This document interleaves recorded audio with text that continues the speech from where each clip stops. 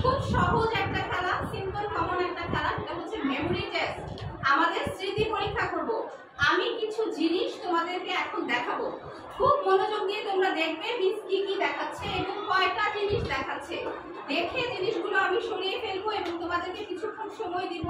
ওই সময়ের মাঝে যে যত বেশি জিনিস লিখতে পারবে এবং সঠিক বানানে লিখতে পারবে সেই ফার্স্ট হবে। ওকে, আমরা তাহলে শুরু করি।